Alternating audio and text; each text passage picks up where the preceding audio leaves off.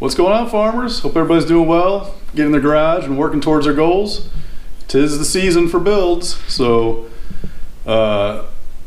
today's video is going to be mainly a reply video for Sean Vance.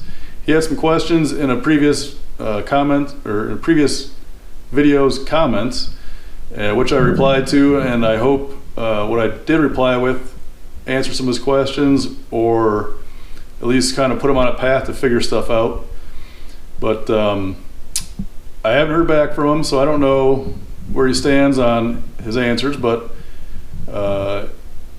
if you're out there, Sean, let me know, man. See what we can do to help you out as much as possible. And with that, we'll get on with it.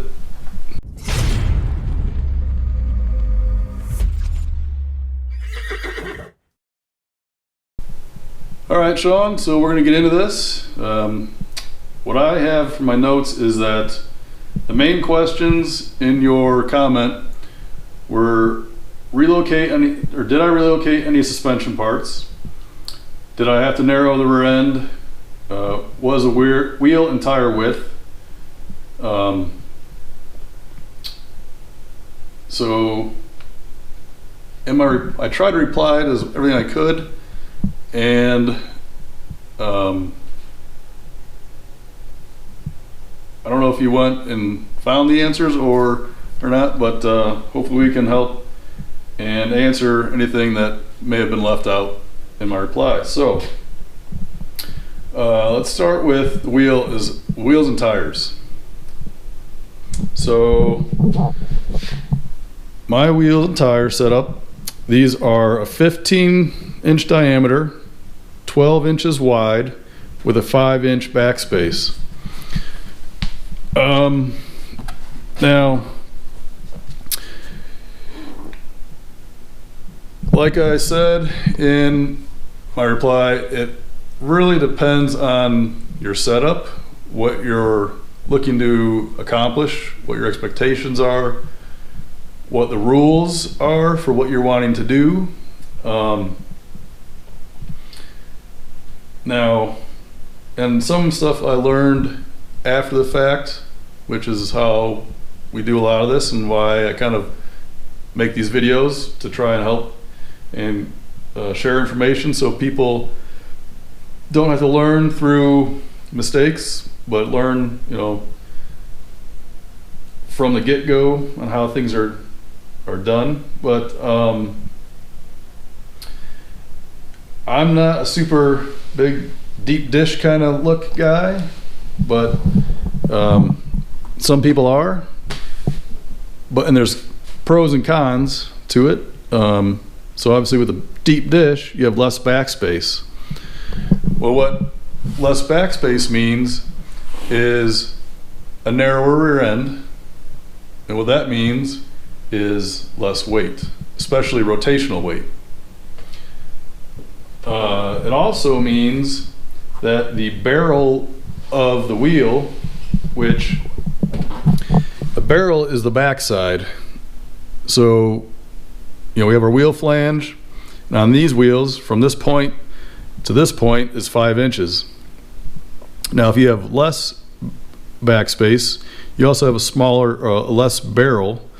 So what that does is having less barrel makes mounting, especially radials, on bead locks way easier. If you talk to anybody, whether it's Weld or Mickey Thompson, just about anybody, they will tell you absolutely no more than 6 inches of backspace, because it just makes mounting the tires on a bead lock so difficult that you could potentially need a machine to mount on a bead lock. So really, there's not a whole lot of advantage to having much backspace. And like I mentioned in my reply, check out Real Tuners. They have a podcast and a YouTube channel.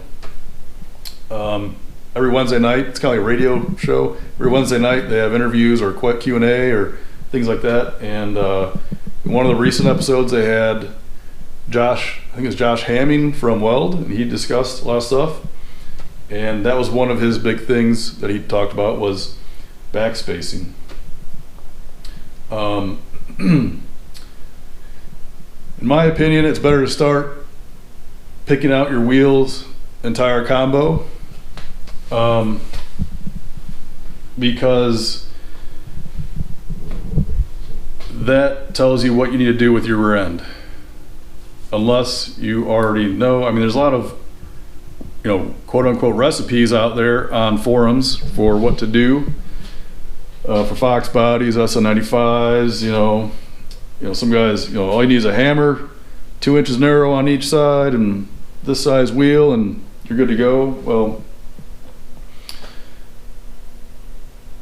there's a lot of stuff, a lot of posts where some that works for people and sometimes it doesn't. So I like to do my stuff my way, I guess. I like to figure it out what is right. I don't want to hammer on stuff. I don't want to narrow rear end and then figure out, oh, I needed an inch more. You know, I don't want to run into those issues. So technically, I probably should have went with less back spacing on my wheels, because like I said, it makes your rear end even narrower, less weight, less rotating weight, which is a big deal. And it makes it easier. Now mine, with being 5 inches of backspace, isn't too terrible to mount, but I can definitely see how having less backspace, which means less barrel, would make it way easier. So the reason the barrel's here is for your disc brake clearance. You know, you can see that the barrel is flat as far as it can go and then goes up towards the center, whereas the outside, you know, has all these different steps in it. So but yeah, as far as that goes, as far as the wheel tire stuff goes, definitely give the Real Tuners, that Weld Racing Josh Hamming episode, a listen. Also, I think the one before that was TRZ. They had them on, and they talked a lot about suspension and rear end stuff. Those are two great resources to, you know, get actual information from professionals. You know, I'm just a guy in his garage, so take it for what it's worth for me. But you know, at least getting it from them, you know, it's an absolute, or more so an absolute. See, the next question was, did I have to narrow the rear end for the way I wanted to do things? Yes.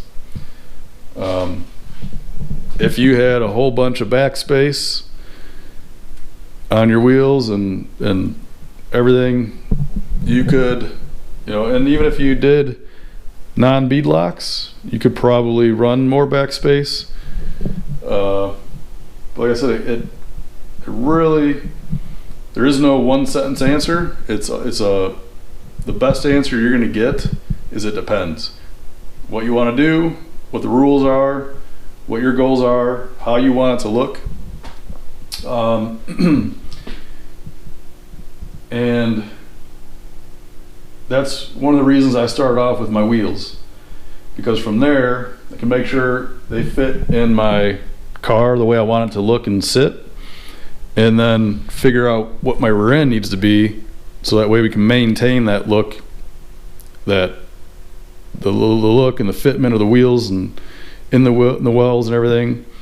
And in my video where I showed measuring up for my rear end, I think I showed pretty well that even with 315s on my wheels, which would be the widest tire, widest rubber that would ever be on the car, they fit nice in a full mini tub car. So yes, my rear end is narrowed. OEM on this car was 60, I think it was 60 inches, no, 60 and 3/4 inches. That's axle flange to axle flange, so no no rotors on the axles. This rear end will be right around 50 inches with no rotors, brake rotors on it. So you can see it, I have 5.5 inches roughly, round numbers, on each side. So so that's that. But is it required? No, because like I said, it depends on your setup and what you're wanting to do. Next thing was, did I relocate any suspension parts? So with this car, I did a full mini tub, and I haven't seen it personally, but I've heard of people doing like mini tubs. I think it just removes your shock mount but leaves your spring perch in place, so then you can get a little, so you could probably tuck it under the fender better.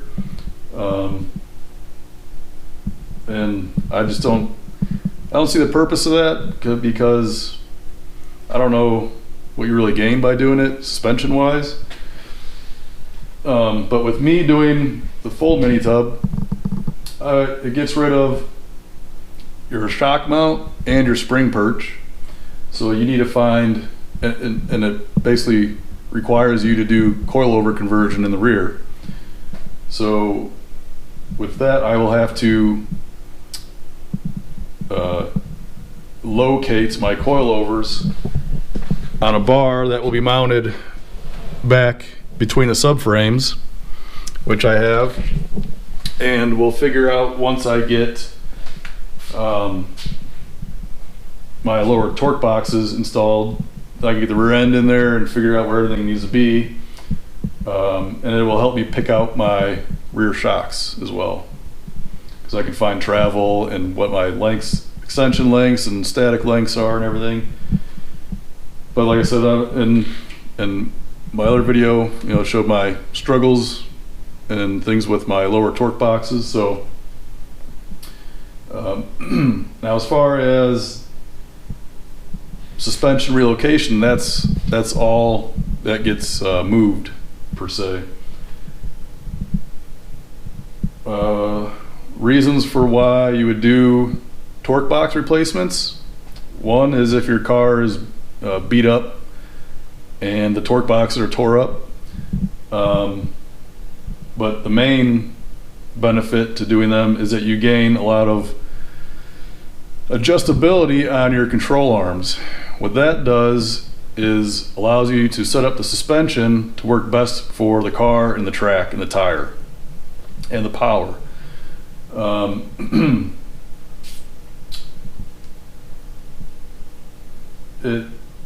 And to do that, you'll hear people talk about the car's instant center and where they're setting that up at, and anti-squat and all that stuff, and hitting the tire, and it's all on the angles of the bars. And a lot of that knowledge you can gain, is a good resource for that is that TRZ Real Tuners episode, and also in my playlists.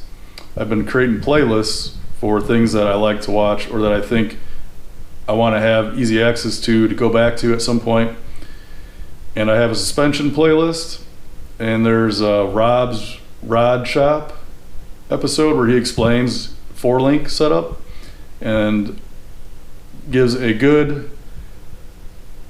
helps to give a good understanding of what you're doing when you're moving the bars and how that affects the car. So that's why you would replace the lower torque boxes, and it's not relocating anything really, but you gain a lot by doing that, and it's fairly easy. Like the upper is a super easy, that can be done in a day, I would say, as long as you have a Sawzall, 4.5-inch grinder, flap wheels and cutoff wheels, spot weld cutter. You don't really even need that, and a welder. and you can make the car level, and you can and you have a little angle finder, and boom, you can put that in real easily and gain quite a bit. And when you do that, you'll see a lot of like baseline suspension has like a relocation kit. Team Z has a relocation kit that actually relocates where your upper control arms mount to your rear end, and it actually drops it down so you get more upward angle on it. And that just seems like you're adding weight, number one. Number two, it's a lot more failure points. If one of those bolts or straps breaks, then that seems like could cause some real issues. So, and cost-wise, I think they're pretty close to the same between the relocation brackets and doing a complete upper torque box change. So,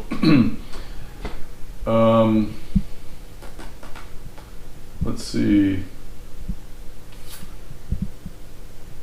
So I talked about those. I think that covers everything. If not, comment down below and let me know and see what we can do to see if we can answer things better.